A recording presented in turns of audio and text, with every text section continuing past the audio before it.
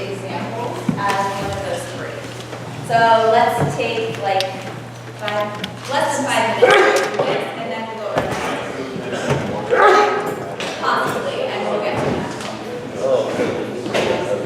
I have 2 extra stick-ins here. If you're fuzzy this morning and you're like, If you want to write it on your board so that you remember, Sounds informative. I'm looking at that.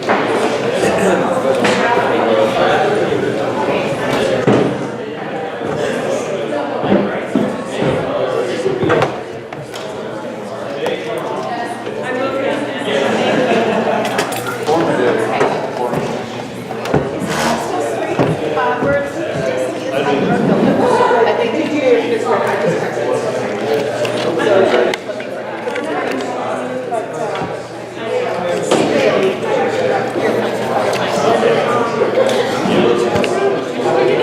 that's the actual basic test. To clarify on letter B, that's the actual AP test, not just a test within the course of the AP US history.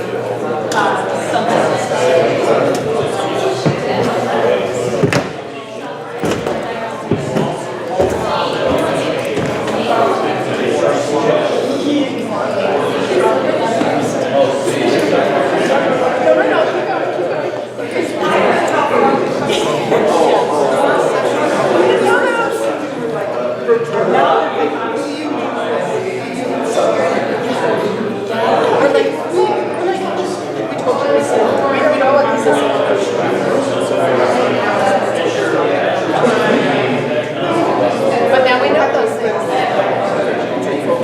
I think so, but I think I can. But I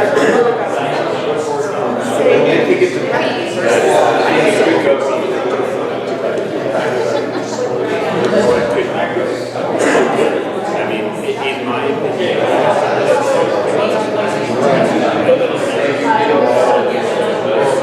yeah, it's still maybe there are certain types of things that you may need to If you don't know what KW alternative is, you know what it means. you're not using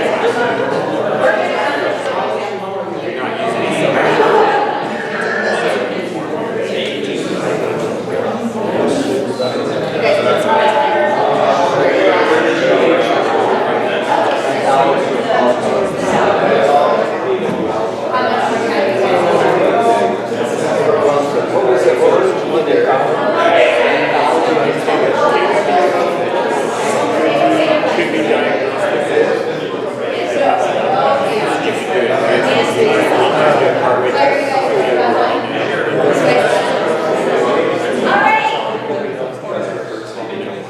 So, summative, who wants to give me a definition? Very brief. Summative? Yes. Assessment learning. Formative. Or assessment for learning. For learning. Diagnostic. Assessment identifies What they know. Good. Okay, so how many of you argued about what categories to place each of these in? Raise your hand if your tables argued a little bit. It wasn't always clear.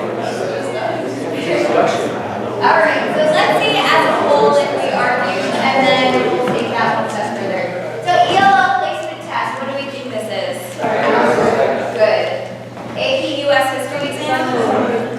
Collaborative in-class practice geometry problems. Okay, so we're all in agreement on those. Those are pretty straightforward. Polling class to determine misconceptions about plans. Using clickers in a physics class to practice multiple choice questions. Good. Making a storyboard for a film. What's that? You could, depending on how and when you use it, that could be. Yes, true. You're ahead of me, so you're good. Using clickers, we just did that one. Make the storyboard for a film that you're planning to make. Yeah, back the proficiency scale. It depends on how you use it, right?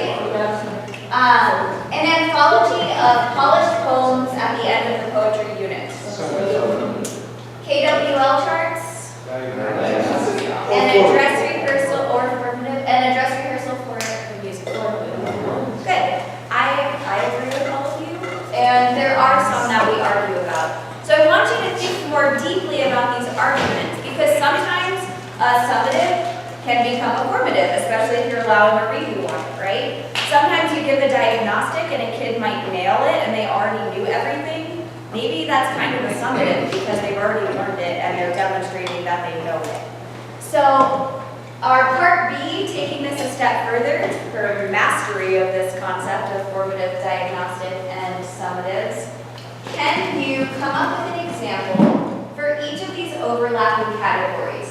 So come up with an example of when a formative and a summative are the same. That's number one. Number two, when a formative and a diagnostic can be ambiguous. When a summative and a diagnostic can be ambiguous. And if they can all be ambiguous. One where they all overlap. So take a couple minutes to do that and we'll just throw out a few examples. I got one for number 4. Yep, kid takes a exam at the end of chemistry. Is he ready for AP chemistry? Diagnosed that day.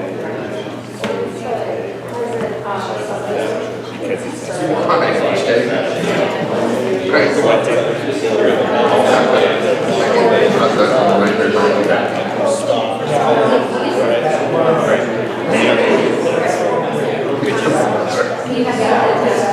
long as they're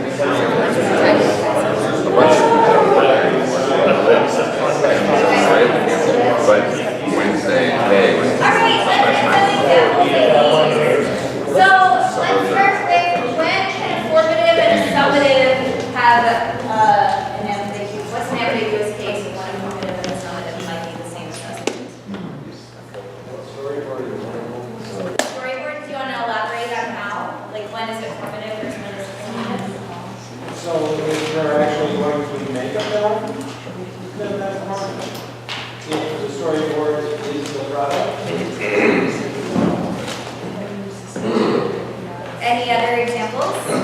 Yeah, Deb? Last year, any summative exam kind of served as both formative and summative. Yeah, so the student is looking at that exam and then going back and studying more and doing better, and it's not something anymore. Any other examples? Yeah, Scott? An oral presentation in almost any class. Yeah, how does that become, where is Because the it could be used to see where students are at, or it could be the final to show what they have learned. Especially in language, anytime you're talking in a new language that you're learning, you're improving, right? Like that process never stops. Okay, how about formative and diagnostic overlap? Category 2. Yeah, Ryan? The KWL chart, can be used initially as a diagnostic, and then you can use the second time to see what they've learned. Yeah, the last column of the KWL chart is what did you learn? So you can't do that all at once. You have to return back to it and see the progress that you're making. Yeah, Matt? A sight reading exercise. Yeah, how does that work for those of us who don't understand? a piece of music where you don't get time to practice it. It's basically, you turn to that page or that comes up on the computer and you start to play or you start to sing it. And you find out, you use it as a formative, it's like, oh wow, you really, you get these intervals, you get the rhythm, you get these segments, or a diagnostic, where am I? Do I understand? Yeah, you haven't seen it before, and so you're just starting for the first time, so in that sense, it's diagnostic. Category 3, summative versus diagnostic. This one's a little bit weird. Did anyone have a good example? Our ELL math testing could be that. Yeah. Say, oh, that's not ELL, you just into whatever you want. Yeah, that's exactly the example that I was thinking. You treat it as a diagnostic, but if they show that they mastered Algebra 1 already, they don't take Algebra 1, they take Algebra 2. And Seb, I told you I was going to call on you for the triple threat category. So for number 4, I actually used the example of kind of a lab-based exam at the end of a chemistry course, where you might still have, like last year, we might have had another 2 weeks after our final. So it's informing, it's a summative because it's summing up the entire course. It's formative because it's still informing the next couple weeks. What are you going to do with that time? What does that student maybe need to review? And it might be diagnostic and determining if they're ready for AP chemistry. Good. I like that example a lot, yeah. Also, love that real life performance tasks, well, which is any real life task you give them, you get that experience in it. They're looking at what they do and don't know, they diagnose themselves, and then also looking at what forms you guys support that once they actually do well. And then they try to turn that into some progress. So performance tasks, I think, all. Yeah, I like that example a lot, especially like any long-term project has got to include all of these elements. Like if you're starting from stage 1, you have to figure out what do you need to in a research paper, like what do you have to learn to write this research paper? And then you're doing drafts and edits and then you turn in something. So many assignments will have all of these elements as part of that. So I included this, but I think judging by our really fruitful conversations, I think this is pretty obvious to you all now, just the difference between formative and summative. Okay, so now about the chronology. Where in the unit would you place summatives, formatives, and diagnostics? Maybe this is easy. Tradition. But it's kind of, yeah, sure. Where does the diagnostic go? Or before the start of the year. Okay. Where do the formatives go? Like evenly spaced? How many? Once a week. Once a week. And at the end? Yeah, so that's the basic structure, but I would argue that you need to do the diagnostic first before you can decide the rest of the flow of the unit. You can't say, I'm going to give a quiz every Friday and be so set on that. We need to be flexible. So I like to think about it as a GPS. So you know where your diagnostic is and you know where your summative is, but the formatives are going to guide the route that you take through the unit. So you give a formative and maybe you realize you need to go back and do some more instruction. Maybe you realize you can take the shortcut. Maybe there's like a roadblock and you need to do a totally different thing to get to where you're going. And so there are all these different paths that you can take and the formatives are meant to instruct that. Okay, so now we're going to focus on diagnostics because the work time that you're going to have this morning is geared toward writing a diagnostic in each of your classes. So a little anecdote, this is my friend, well, we were only kind of friends. Her name's Lindsay. I say that because okay, so this is college, I was a freshman, she was a senior, and I was looking up to her. She was in all of my math classes, and she was super energetic and really smart and really into math. So I didn't know her all that well. And this is Danielle. Danielle was my math instructor at the Klingenstein Institute this summer. They look kind of similar. Agreed? Kind of similar. Both really enthusiastic, both really fun, both super excited about math. So every time I saw Danielle, in my head, I was calling her Lindsay. And during class one day, I called her Lindsay out loud. And what I'm trying to get across class too is I had this prior knowledge that someone that looks vaguely like that and loves math and is super enthusiastic should be called Lindsay. And I could not fix that throughout this entire 2 weeks. I was stuck on this is Lindsay, this is Lindsay, this is Lindsay. And to this day, like I had to look up her name in my syllabus from Klingenstein in order to remember that her name is actually Danielle. So the point of this is we really need to diagnose the misconceptions and the prior knowledge that our students have before they start our classes, because I was so embarrassed and this was a very difficult thing. Names are easy, like just look at, okay, like her name's Danielle. I spent 2 weeks with her for 4 hours a day. I should have been able to get that her name was Danielle, but I had it so rooted that she should be called Lindsay that I just could not form it.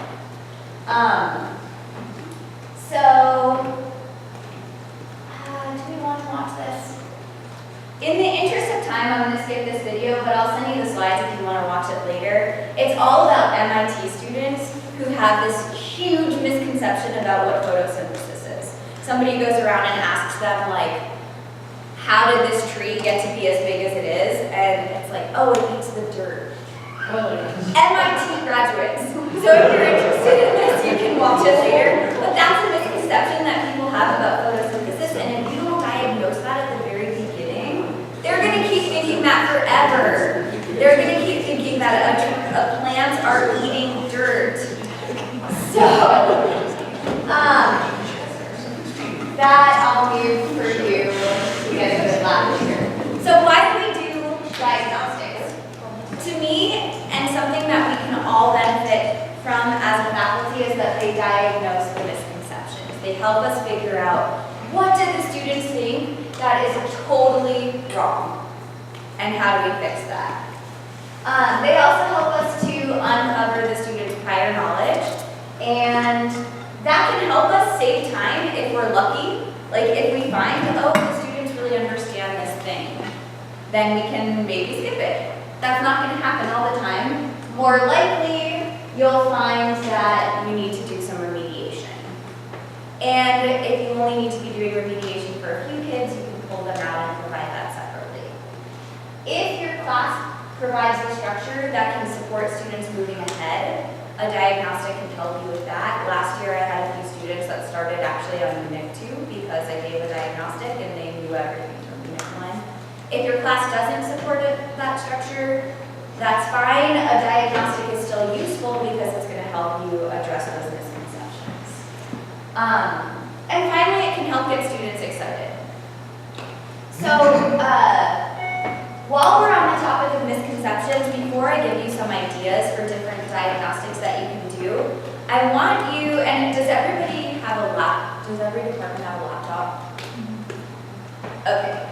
Just as a department, take 5 minutes. You can do it on your own first and then share, but I want you to make a list of misconceptions that come up in your classes or in your discipline as a whole. And put that in a Google Doc and share it with me later, because later in the year I'm going to be working with each department separately and we'll come back to those lists of misconceptions. And this should also help in informing the diagnostics that you're going to write today. So it's not just for later, it's also for today.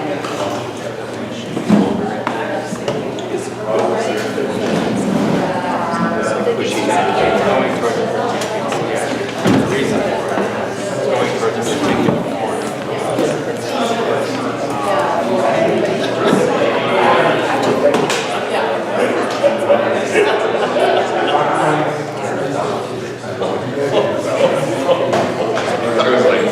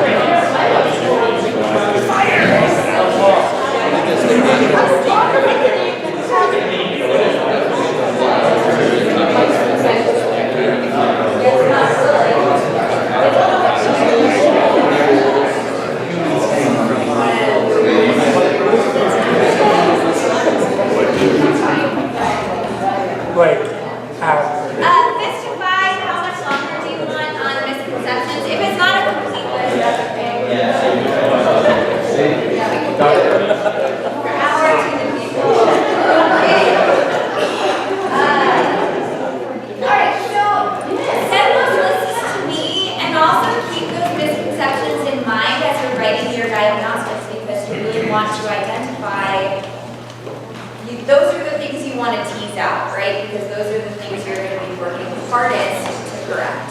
These are your challenges for the year, the misconceptions that you just came up with, and that's what is going to be the most work for you. Okay, so I want to give you some ideas for some easy to implement diagnostics. So first, let me give you a diagnostic, and I want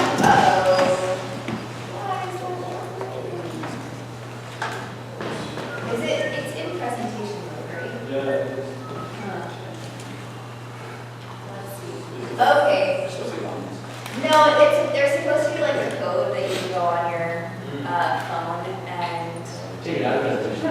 we can just vote. So vote on this statement. A diagnostic must be a test. True? Can we just put on these? False. Oh sure. Write a T or an F on. I don't really care. You can either put on the whiteboard or raise your hand. Most people did not write. Nobody raised your hand for true. So you all passed this diagnostic. A diagnostic does not need to be a test. Oftentimes they are tests. Our ELL testing, our math testing. If you're starting an SAT course, they give you an SAT. But they don't have to be tests, and they don't have to take you hours and hours to make. So I want to give you some ideas. You might have more than me. I did some research to get some of these, but some ideas that are easier to implement and are maybe a little bit more fun than a test by creating a test. So you could use something like Poll Everywhere, and I was going to have you vote on this one too. This is an example of a diagnostic I might have given in my stat class when we were starting our probability unit. You're playing a game with 5 different outcomes. What's the probability of each outcome? 5, 1/5, 20%, not enough information.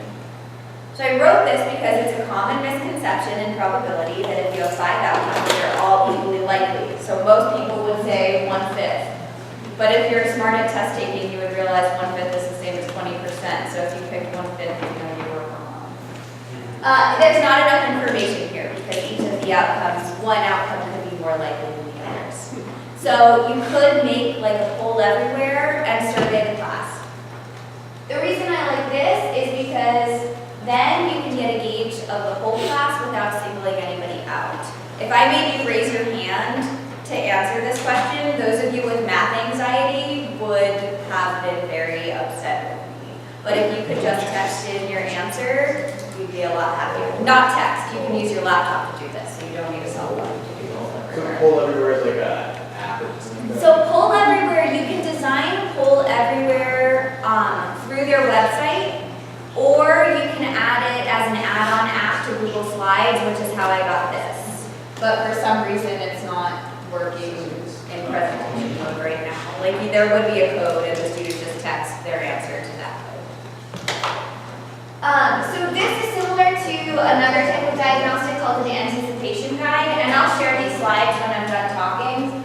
This link takes you to templates for guides like this. The idea of an anticipation guide is you're going to put a bunch of statements here, and then the student will decide if they agree or disagree. This one is targeted toward a reading text, and so then once they start reading the text, they fill in the other columns. But you could just use this at the beginning of the unit. These could be both true and false statements, some of them misconceptions, and then the students can say if they agree or disagree, say if they're true or false, like they did on the previous slide. But then that added element of like, were you right? So they come back to that misconception later, and so here's the diagnostic part, here's the evidence part.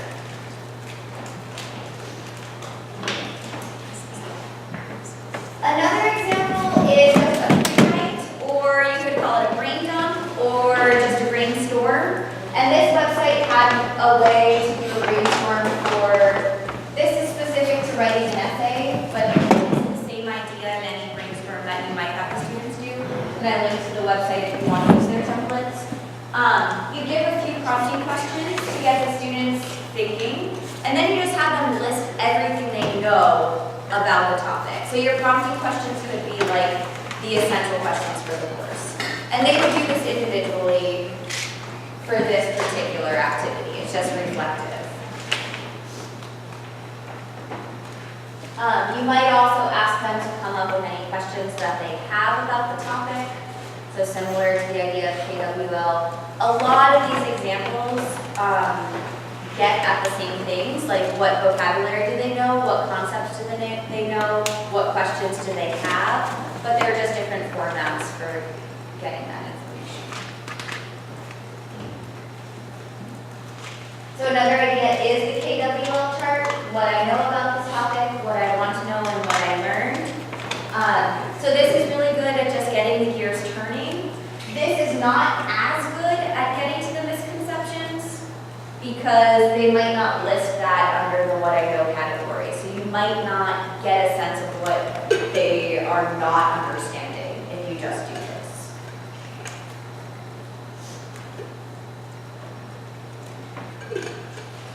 And mind maps are another really great way, more visual. You can provide the key vocab and concepts to the students for the unit, even though they haven't learned it yet. They can look at that vocab and they can try to put it together in a way that makes sense to them through a mind map. Drawing connections between what they think is going to be related, and this will give you a sense of, like, if there are words that they're not even able to put on the mind map, then you know that that's something that you're going to need to spend more time with. And this one's really pretty. You could also do a graffiti wall, and I think that Susan talked about this during her presentation. So this is kind of a collaborative version of the brain dump, where you might put your essential questions for the unit in the center, and then have all of the students contribute what they think the answers are to those essential questions. And again, like, you can do this at the end of the unit too and make it a summative, but you could use it as a diagnostic at the beginning just to see what they're understanding about these essential questions right now. Yeah? And this, I have a hard time imagining how, or envisioning how you would grade and assess this as a summative. That would be a tough one. Yes, that's true. You could easily just put the criteria and ask them. Could you say that loud? The criteria, you should have criteria for something. So if they Okay, have the criteria before the something, Yeah. look at the criteria of what you want out of these things and which standards are they giving. Yeah. As long as they're meeting that criteria, those standards, right? Versus the escalation. A well-crafted rubric. In any kind of. Yeah, or this probably wouldn't be a great idea for like the summative. Right. Because you're right, it would be really hard to assess accurately. Yeah. But you could do it at the end of the unit in preparation for it, like as a review for the summative or something.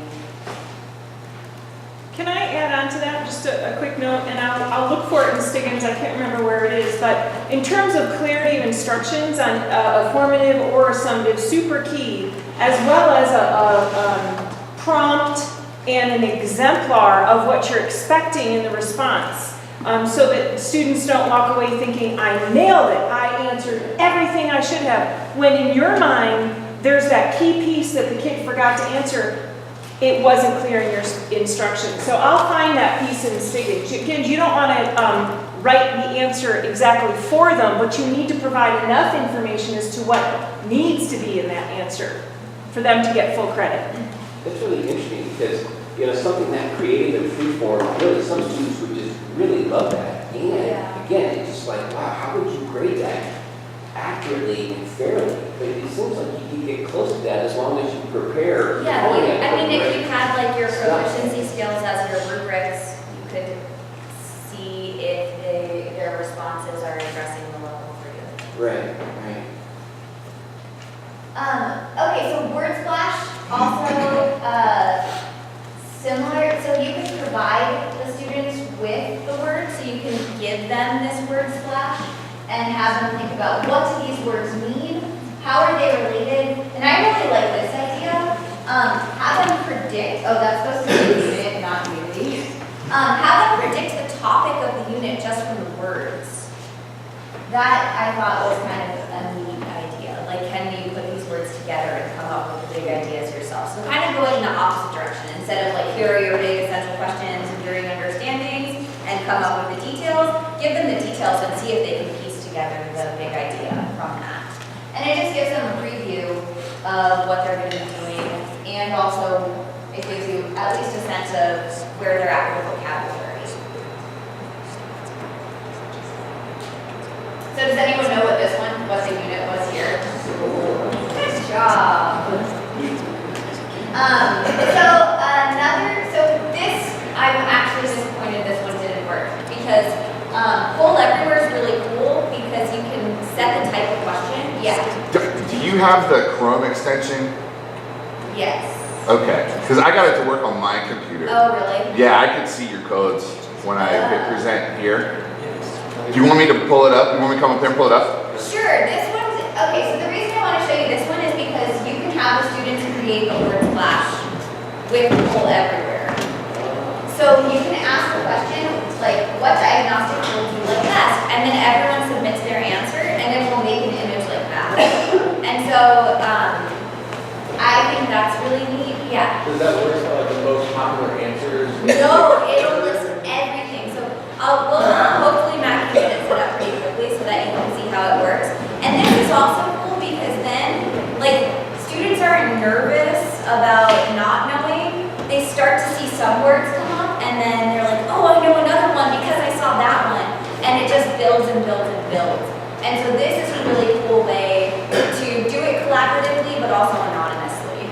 And as an introvert, I appreciate the anonymity that is affords me. Okay, so just to try it, if you have a phone, you can use your phone. If you're on a laptop, you can use your laptop too.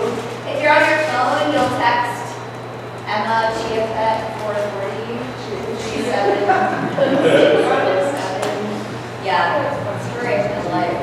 Also, funny story, when I played basketball, believe it or not, in the 3rd grade, my number was 44, so. Fun facts. So, if you're on a laptop, you go to pollev.com/440, and you can type your answer in. And you can submit as many answers as you want, and so this word splash should keep growing.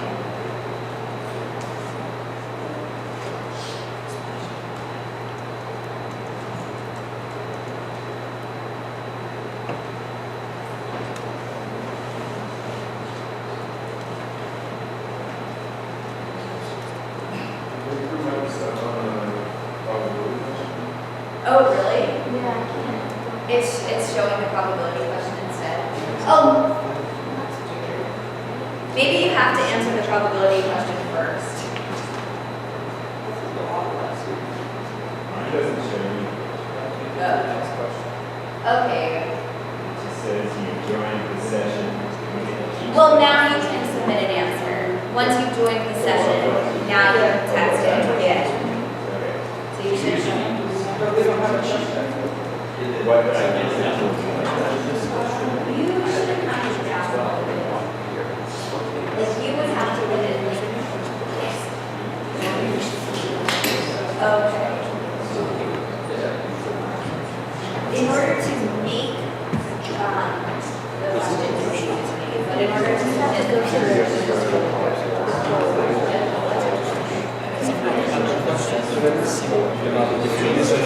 Okay, I don't want to waste time on the technology, but trust me, this looks cool. What's that? Yeah, let me see how yours is. Okay, yeah, so now you join my session, now you would just text like KWL chart or whatever. Yes. Oh, so this is asking, yeah, for some reason it's still asking about because we didn't do the first 3, it's stuck on the first one. So I want you to answer the probability question. So. That's yours again. That's you. Alright, so sorry about the technological glitches.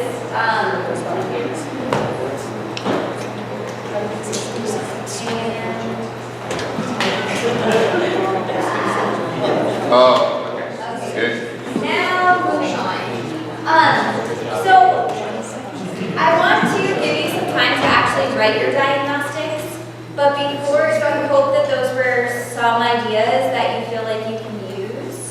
that aren't too overwhelming. But I also want to talk a little bit about how you should weight your assignments within the categories. So the first major thing is we're not giving a grade on diagnostics. Can we all agree on that? It's unfair to give a grade on something that they have not necessarily learned. Yeah. I was gonna say, if it's used to like have students move ahead and they do well on it, could you grade it in place of the summative for that? I think that's probably like a case-by-case thing. Like, I know the way that you do your class, and if they like passed off on whatever proficiencies on the diagnostic, that would probably be okay. But I think in most cases, like if you're having kids fill out a KWL chart, you're not giving them 7 out of 10. Like, that's not really fair. But in those cases, if you're advancing them because of their mastery, and that's the ambiguity when a diagnostic becomes summative. So the other thing, before I get into these other general guidelines, I want to emphasize, I think it's been made clear, but just to make sure, there are 3 different categories in the Schoology gradebook. You have formatives. Every time you make an assignment, you can list it as formative, or summative, or the effort. So within those categories, you need to think about weighting, but you don't need to compare a formative to a summative anymore, because Schoology is going to do that for you. So you've got a whole pile of points that are worth formatives. That's going to calculate some percentage score, and that percentage score is going to represent 20% of their grade. Schoology does that 20%. You don't need to make sure that your formatives are 20% versus the summatives, which will be 60. You got a whole pile of points that count for summative. Schoology makes those worth 60% for you.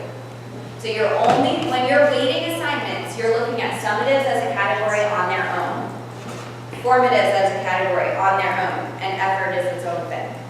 Is that clear? Like in the spring, Zeb and I gave a presentation where we said, like, you should try to make your formatives about 20% and your summatives about 60%, whatever. You don't need to do that anymore. Schoology is doing that part for you. Good? So that's, I'm trying to correct the misconception that I gave you in the spring. Do we believe you now or not? Now. Okay, so within those categories, here are some general guidelines that you'll want to follow. So give similar point values to similar assignments.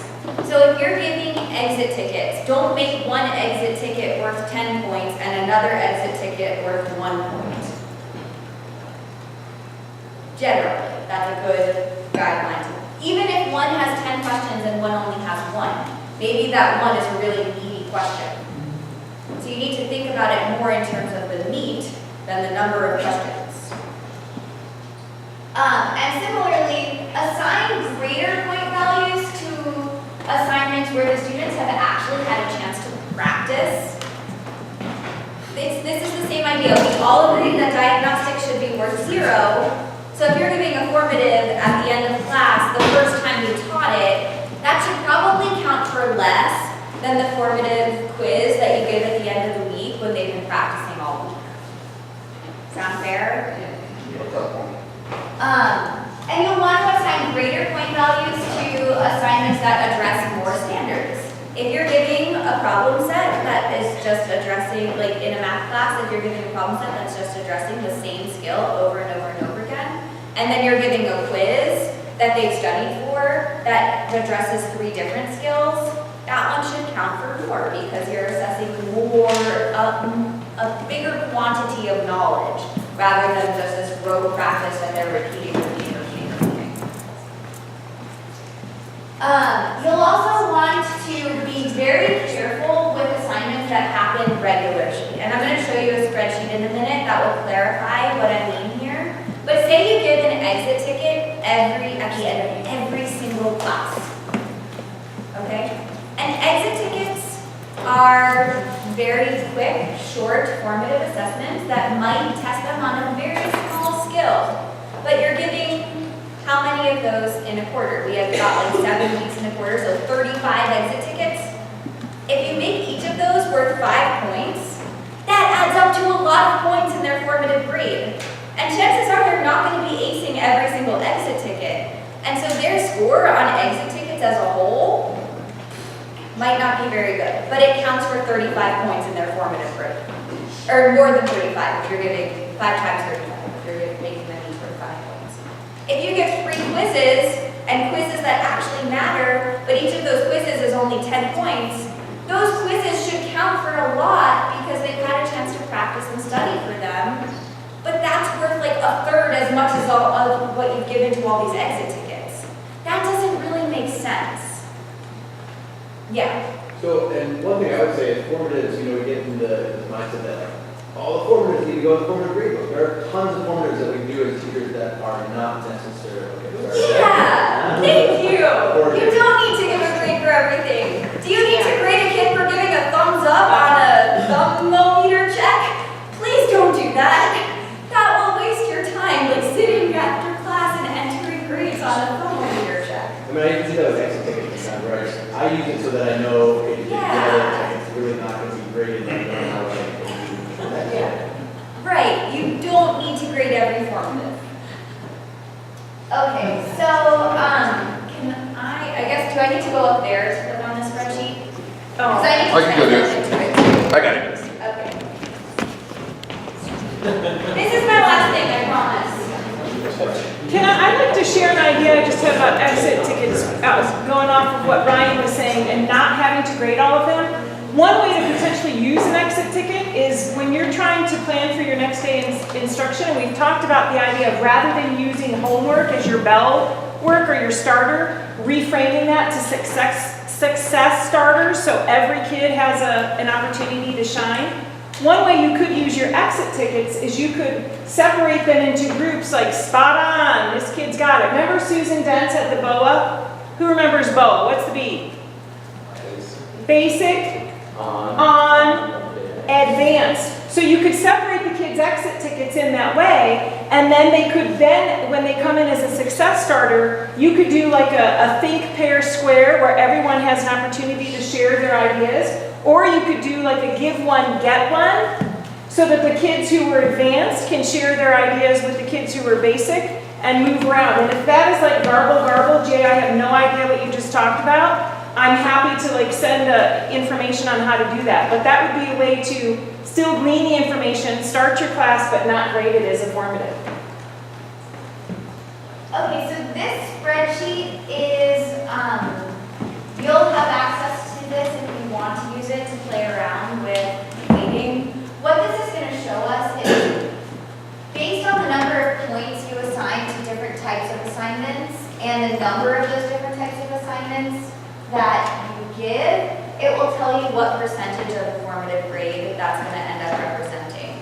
So let's come up with a simple scenario. So how many we'll probably give one diagnostic. So Matt, do you want to put a 1 in column C? I can't. Oh. Because you only. I need to be in there. Yeah. You want to come up and log in? Sure. Yeah, I can stand here. Okay, I'll make it.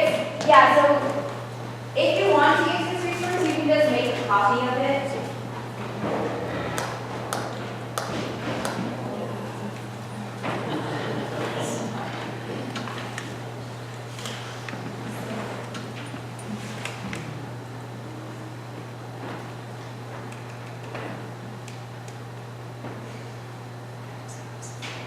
Do you know my password is?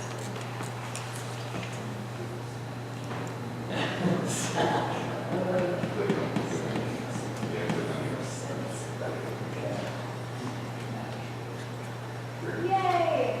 Okay.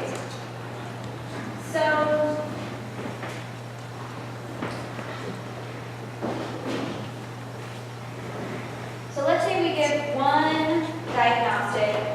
Maybe, so this is the example I was kind of talking about before. If we give 35 exit tickets, 20 class activities that are graded, maybe we give 10 homework assignments throughout the quarter, and 5 planned quizzes. The diagnostic we agreed we're counting as 0 points. Exit tickets maybe I make my class activities worth 10, homework assignments worth 10, and plan quizzes worth 10. The exit tickets are counting for 37% of the formative grade. That's a lot for exit tickets. Hey, Emma, wouldn't Yes. it be better to design that spreadsheet so you can put in the percent that you want it to represent and it backwards calculates? how You many could design it points that you way want? too. I actually made this spreadsheet for Alyssa 2 years ago when she was trying to get used to total points, so I designed it this way. She kind of wanted to experiment with the points categories, but yeah, you could reverse design it the other way. So maybe it would be more reasonable to make your exit tickets worth 1 point. Now they're still counting for 10%, but that seems a little bit more reasonable.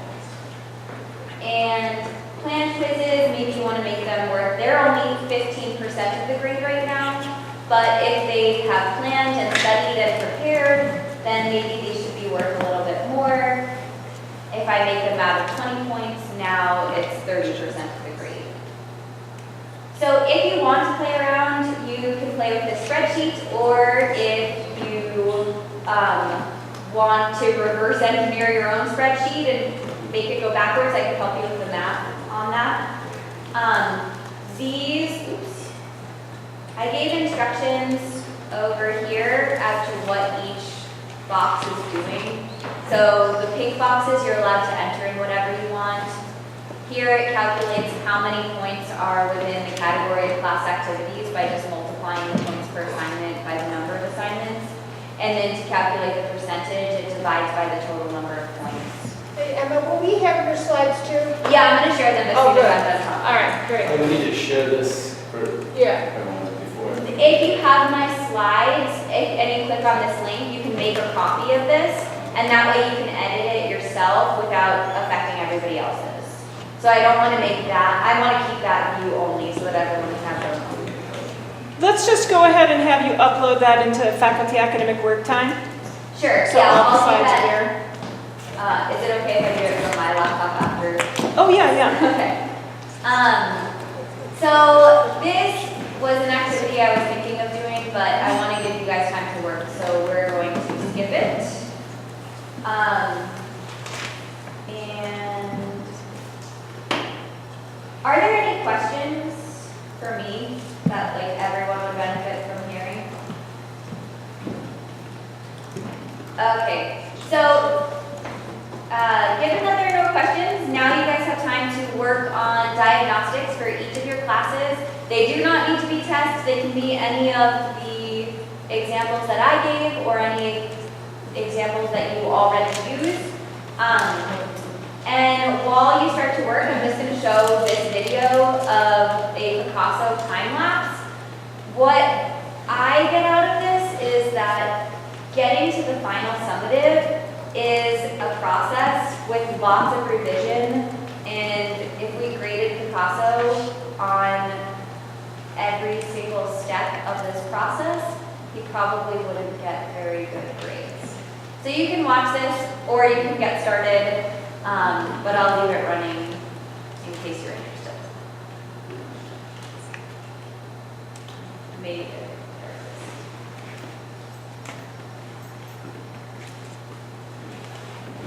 I don't think, maybe there's sound, but it doesn't really matter.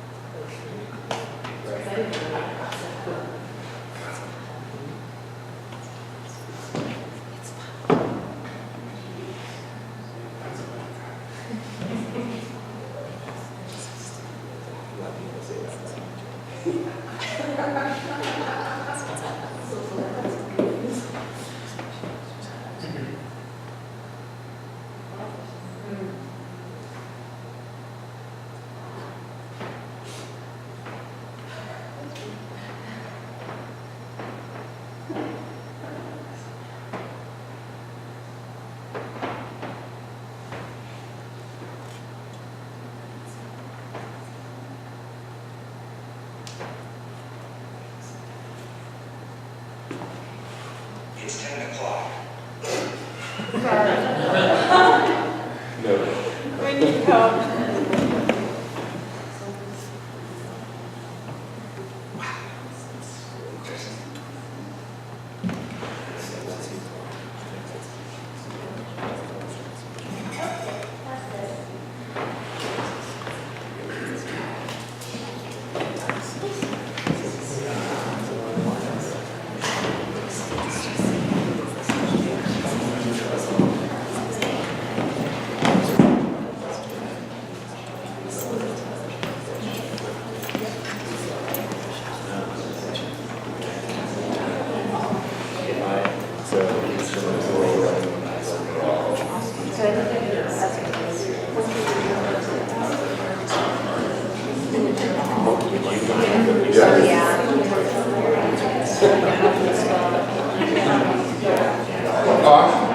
Hey, this is a really good thing.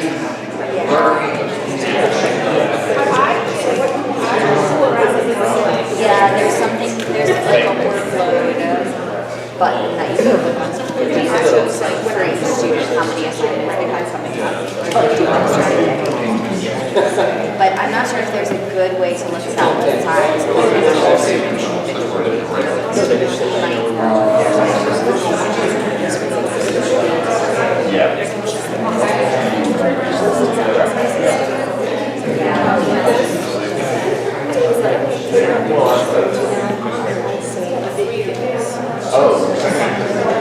If you guys want to work in your classrooms on your diagnostics, if that's where your resources are, that's fine.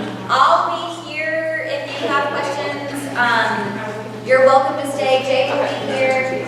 And one other thing before we all break, tomorrow morning we're going to be talking about the effort rubrics and looking at some case studies with those. So if you have the hard copies that Matt gave you, whichever day that was, I can't even remember anymore. So- Please bring them in so that you can have a hard copy and I don't have to print the paperwork.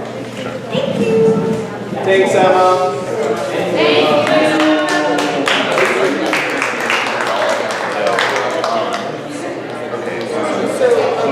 You want to do a song?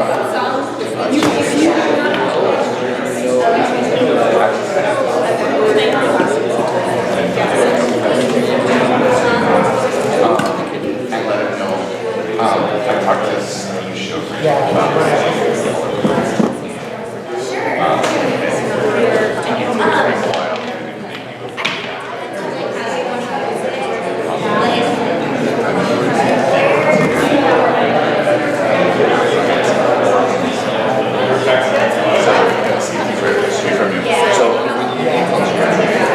let him know you talk to me, and then just request him to get the color comparison.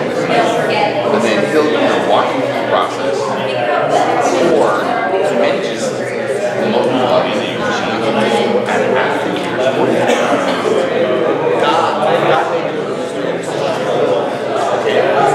that's a good idea. I would say exactly. Come back. Okay. That's easy. This is the 7 days. Let him know that you like that. Yeah, I think we'll be able to help you. But let